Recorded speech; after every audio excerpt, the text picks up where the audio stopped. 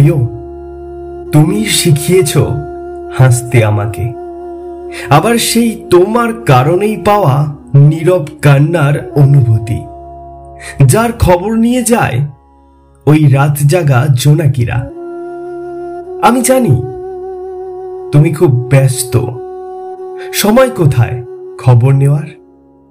কারণ এখন তোমার সময় কাটে নাটকীয় ভালোবাসার ছোঁয়ায়, অলিক অনুভূতির মোহতে।